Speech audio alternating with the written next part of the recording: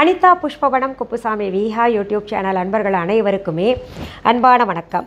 நம்முடைய யூடியூப் சேனலில் தொடர்ந்து ஸ்ரீ ஆண்டாள் நாச்சியார் அருளி செய்த திருப்பாவை பாடல்களை விளக்கத்தோடு பார்த்துக்கிட்டு வர்றோம். இன்றைக்கு இந்த பதிவில் திருப்பாவை 5ஆம் பாடல் விளக்கம் என்ன என்பது பார்ப்பதற்கு முன்பாக இன்றைக்கு பிறந்த நாள் மற்றும் திருமண நாள் காண இருக்கின்ற அனைவருக்குமே என்னுடைய வாழ்த்துகள்.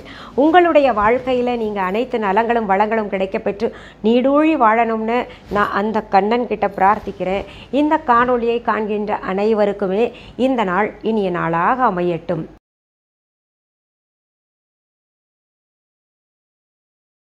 ஆண்டாள் நாச்சியார் அருளி செய்த இந்த திருப்பாவை பாடல்கள் ஒவ்வொன்றும் ஒவ்வொரு அர்த்தத்தை சொல்கின்றன. மிகவும் எளிமையான நிறைந்த பொருள்கள் நமக்கு எடுத்துரைக்கிறது.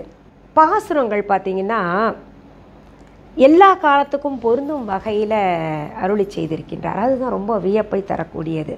அதாவது விஞ்ஞானமும் மெய்ஞானமும் கலந்து தான் ஒவ்வொரு பாசுரமுமே இயற்றப்பட்டிருக்கிறது.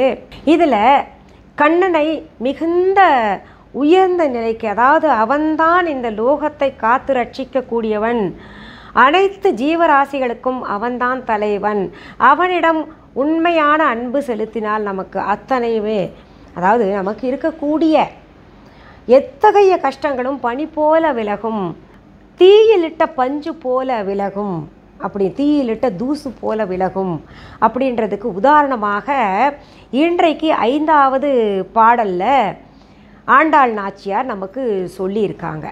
அவர் சொன்ன கருத்துகள் என்ன விளக்கம் பார்ப்பதற்கு முன்பாக இந்த 5வது பாடலை நம்ம வாசிச்சிடலாம்.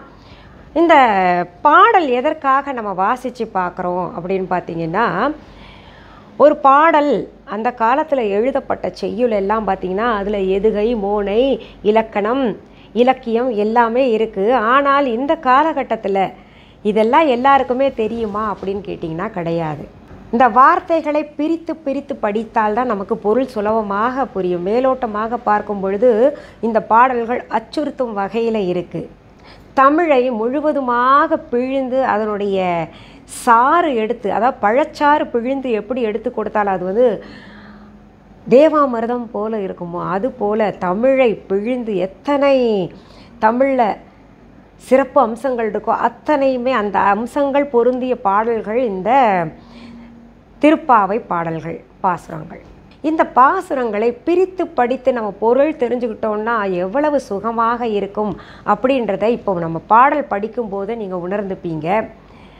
சரி, பாடலை முதல்ல பார்க்கலாமா? அதனுடைய விளக்கம் பிறகு நம்ம பார்க்கலாம். மாயனை மண்ணு வடமதுரை மைந்தனை தூய பெருநீர் யமுனை துறைவனை ஆயர் குலத்தினில் தோன்றும் மணி விளக்கை தாயை குடல் விளக்கம் செய்த தாமோதரனை தூயோமாய் வந்து நாம் தூமலர் தூவித் தொழுது வாயினால் பாடி மனத்தினால் சிந்திக்க போய பிழையும் புகுதருவான் நின்றனவும் தீயினில் தூசாகும் செப்பேலோர் எம்பாவாய். இப்படி பிரித்து படிக்கும் பொழுது உங்களுக்கே பொருள் புரியும்னு நினைக்கிறேன். அது ஒரு 2-3 பாடல் ஆரம்பத்தில் கொஞ்சம் நம்ம பிரித்து படித்து அது பொருள் தெரிஞ்சுக்கிறது கஷ்டமாக இருக்கும்.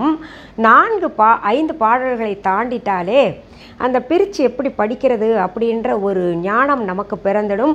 அந்த பிரித்து படிக்கும் பொழுதே அதனுடைய பொருள்களும் மிக எளிமையாக நமக்கு புரிஞ்சிடும். முதல்ல 2 வரிகளுக்கான அர்த்தத்தை நம்ம பார்க்கலாம். முதல்ல மாயனை மண்ணு வடமதுரை மைந்தனை தூய பெருநீர் யமுனை துறைவனை. மாயனை அப்படின்னு சொல்லியிருக்காங்க. கண்ணனுக்கு பொதுவாகவே பார்த்திங்கன்னா பாடல்கள் வரிகள் இப்போ பாடுறவங்கெல்லாம் இருக்காங்கன்னா மாயக்கண்ணா விஷமக்கார கண்ணா அப்படின்ற பாடல் வரிகள் கொண்டு பாடுவாங்க. பாடல்கள் அப்படி நிறைய இயற்றப்பட்டிருக்கு. ஏன் கண்ணனுக்கு மாயக்கண்ணன் அப்படின்னு சொல்கிறாங்க, மாயன் அப்படின்னு ஏன் சொல்கிறாங்க அப்படின்னு பார்த்திங்கன்னா, கண்ணன் எங்கும் நிறைந்திருக்கின்றான், தூணிலும் இருப்பான் துரும்பிலும் இருப்பான். நம்ம நினச்சப்போ நிற்பாரா அப்படின்னு பார்த்திங்கன்னா நினச்சப்போ நிற்க மாட்டார். கண்ணா அப்படின்னு கூப்பிடும் பொழுது தான் நிற்பார். அவர் மாயமாக இருக்கின்றார், சூட்சுமமாக இருக்கின்றார். அதனால்தான் அவருக்கு மாயக்கண்ணன் பேர். அந்த மாயக்கண்ணன் சரி மற்ற கடவுள்களும் அப்படி தானே இருக்காங்க அப்படின்னு நீங்கள் நினைப்பீங்க. உண்மைதான், எல்லா கடவுளுமே சூட்சுமமாகத்தான் இருக்கின்றார்கள், நம்ம கண்ணுக்கு புலப்பட மாட்டாங்க.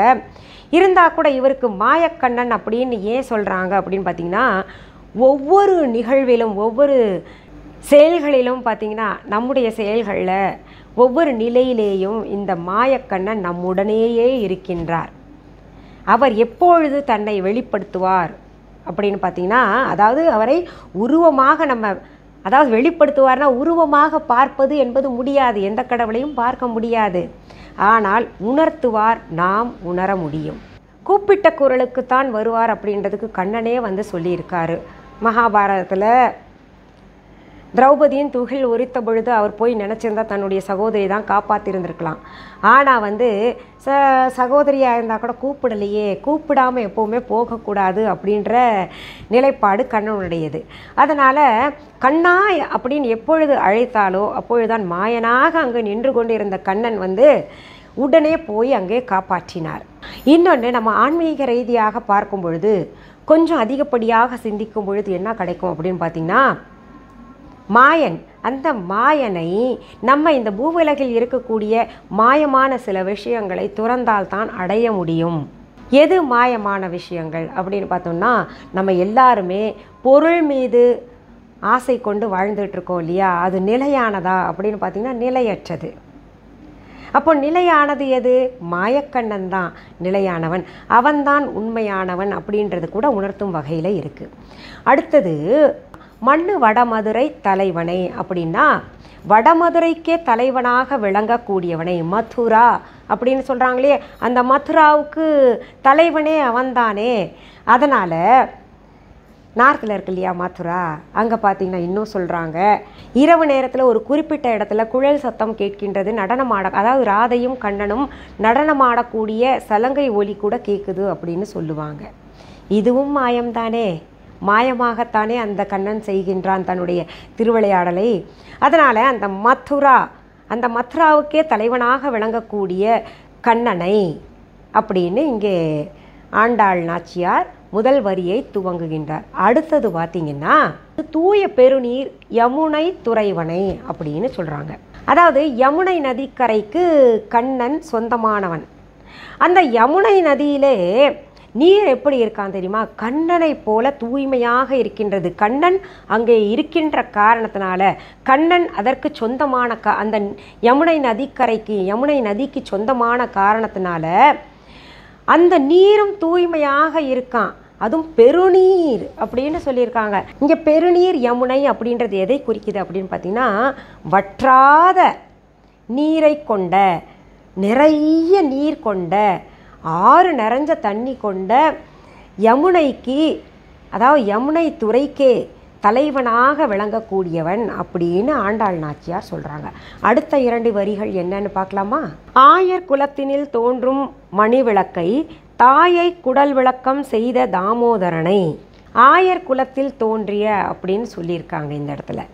ஆயர் குலம் அப்படின்னா என்ன? மாடுகளை தங்கள் இல்லத்திலே நிறைய, மாடு அப்படின்னாலே செல்வம், அந்த செல்வம் மாடு ஒவ்வொரு வீட்லேயும் நிறையா இருக்குமா. அப்பேற்பட்ட செல்வம் நிறைந்த இந்த மாடுகள் இருக்கக்கூடிய குடும்பத்திலே தோன்றிய மணி விளக்கு அப்படின்றாங்க. அதாவது குடும்ப விளக்கு அப்படிம்பாங்க இல்லையா, குடும்பத்தின் பேரை சொல்கிறதுக்காக வந்திருக்கான் ஐயா அப்படிம்பாங்க இல்லையா ஒரு சிலரை. அந்த மாதிரி குலத்தின் பெருமையை சொல்ல வந்திருக்கின்ற கண்ணன் அப்படின்னு இங்கே பொருள்படும். இங்கே ஒரு விஷயத்தை தெரிஞ்சுக்கணும். மாடு வளர்ப்பவர்கள் எல்லாம் உயர்ந்தவர்கள், மாடு வைத்திருப்பவர்கள் உயர்ந்தவர்கள் அப்படின்னு சொல்லலாம். அது அந்த மாட்டை, அதனால்தான் நம்ம தொழறோம். கண்ணன் நினைத்திருந்தா எத்தனையோ விலங்குகள் இருக்குது, அந்த விலங்குகள் இருக்கக்கூடிய கூட்டத்திற்கு தலைவனாக இருக்கலாம். ஆனால் மாட்டை ஏன் தேர்ந்தெடுத்தார், ஆயர் குலத்தை ஏன் தேர்ந்தெடுத்தார் அப்படின்னு பார்த்திங்கன்னா, மாடுதான் இருக்கக்கூடிய செல்வங்களிலேயே உயர்ந்த செல்வம் அப்படின்னு கருதிய காரணத்தினால அது வணங்கக்கூடியது.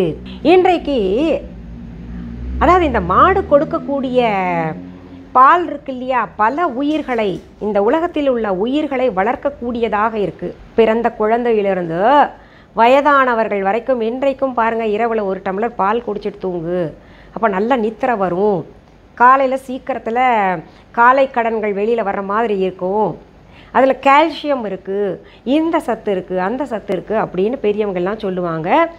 வயதானவர்கள், அதாவது குழந்தையிலிருந்து வயதானவர்கள் வரைக்கும் எல்லாருக்குமே பால் குடிக்கணும் அப்படின்னு சொல்லியிருக்காங்க. இயற்கை கொடை இந்த மாட்டு பால் எல்லாம். நமக்கு உடம்புக்கு என்ன சத்தெல்லாம் இருக்கோ அந்த சத்தை சரிவிகிதமாக பிரித்து கொடுக்கக்கூடிய, அதாவது கால்சியம், அந்த எலும்பு, ஒரு மனிதன் நல்ல கம்பீரமாக எழுந்து நிற்கணும், நடக்கணும் அப்படின்னா கால்சியம் தேவை. அந்த கால்சியம் எல்லாம் நமக்கு இயற்கையாகவே இந்த மாட்டிலிருந்து கிடைக்கிறது. அதனால தான் மாட்டிலே தேவாதி தேவர்கள் எல்லாம் விரும்பி குடி புகுந்திருக்கின்றார்கள். அந்த மாட்டை எல்லோரும் வணக்கத்திற்குரியதாக நம்ம இன்றைக்கி வணங்கிட்டு வரோம். அப்படி ஒரு ஆயர் குலத்தை தேர்ந்தெடுத்து அந்த குலத்தின் பெருமையை விளக்கக்கூடியவராக இருக்கக்கூடியவரே அப்படின்னு ஆண்டாள் நாச்சியார் சொல்கிறாங்க. அடுத்தது பார்த்திங்கன்னா, தாயின் பெருமையும், தன்னை ஈன்ற தாயின் பெருமையையும், அதாவது வளர்த்த தாய் யசோதையின் பெருமையும் சொல்லி இருக்கின்றார். அதே போல் கருவறையில் சுமந்த தேவகியுடைய பெருமையையும் இந்த உலகத்திற்கு எடுத்து சொல்லியிருக்கிறார். ஈரத்தை வளர்த்த தாய் மற்றும் பெற்றெடுத்த தாய், இரண்டு தாயினுடைய பெருமைகளையும் இந்த உலகிற்கு எடுத்து சொல்லி இருக்கின்ற கண்ணனே சொல்லி இருக்கின்றார் அவர். அதையும் இங்கே ஆண்டாள் நாச்சியார் குறிப்பிடுகின்றார். அதாவது இந்த இரண்டு பெருமைகளையும் சொன்ன தாமோதரனை அப்படின்னு சொல்லியிருக்காங்க. இங்கே தாமோதரன் என்கின்ற பெயர் எதனால் வந்திருக்கு அப்படின்றத கொஞ்சம் பார்க்கலாமா? தாமம் மாலை என்கின்ற பொருளை குறிப்பிடுகின்றது. உதரன் என்பது வயிற்றை உடையவன், வயிற்றை குறிக்கின்றது. அப்போது தாமோதரன் இரண்டும் சேர்க்கும் பொழுது தன் வயிற்றை தழுவி எப்பொழுதும் மாலையை அணிந்திருக்கக்கூடியவன் என்கின்ற காரணத்தினால தாமோதரன் என்கின்ற பெயர் இந்த கண்ணன் கொண்டான். இப்போது அடுத்த 4 வரியும் நம்ம சேர்த்து படிச்சிடலாம். தூயோமாய் நாம் தூமலர் தூவி தொழுது வாயினால் பாடி மனத்தினால் சிந்திக்க போய பிழையும் புகுதருவான் நின்றனவும் தீயினில் தூசாகும் செப்பேலோர் எம்பாவாய். தூயோமாய் அப்படின்னு அடுத்த வரி ஆரம்பிக்குது. அதில் என்ன அந்த 4 வரிகளில் சொல்லப்பட்டிருக்கு அப்படின்னு பார்த்தோம்னா, நாம் தூயவர்களாக எப்போ தூயவர்களாக மாறுறோம் அப்படின்னு பார்த்தோம்னா, அந்த இறைவனை வணங்க இறை நாமத்தை சொல்ல நாம் தூய்மையாக மாறுகின்றோம். ஏன்னா இறைவனை நம்ம சிந்திக்கும் போது நம்மக்கிட்ட இருக்கக்கூடிய தீய குணங்கள், தீமையான எண்ணங்கள் எல்லாமே அப்படியே கரைந்து போயிடும். அதனால் தூயவர்களாக நம்ம மாறணும் அப்படின்னா இறைவனை, கண்ணனை தொழ வேண்டும் அப்படின்னு தூயவர்களாக கண்ணனுடைய புகழை நம்ம வாய் நிறைய பாடி அவனுடைய பொற்பாதங்களிலே மலர் தூவி அவனுடைய சிந்தனைகளை நம்ம மனத்திலே நிறுத்தி நாம் இந்த திருப்பாவை நோன்பை கடைபிடித்தோமேயானால் நாம் இதற்கு முன்பு செய்த தீய செயல்களை கண்ணன் அழித்து விடுவான். எப்படி அழிப்பான்? தீயிலிட்ட பஞ்சு போல அழித்து விடுவான். இல்லை, தீயிலிட்ட, இங்கே என்ன சொல்லியிருக்காங்க, தீயிலிட்ட தூசுக்கள் இருக்கு இல்லையா, குப்பையெல்லாம் எடுத்து நம்ம மனசில் கூடிய அழுக்கு இருக்கு இல்லையா, அதை குப்பைன்னு சொல்லியிருக்காங்க. அந்த குப்பைகளெல்லாம் எடுத்து தீயிலிட்டால் எப்படி இருக்குமோ அது துகள்களாக மாறி அதற்கு ஒரு அடையாளமே இல்லாமல் போயிடும். அதுக்கு என்ன அடையாளம்னு சொல்லுவீங்க?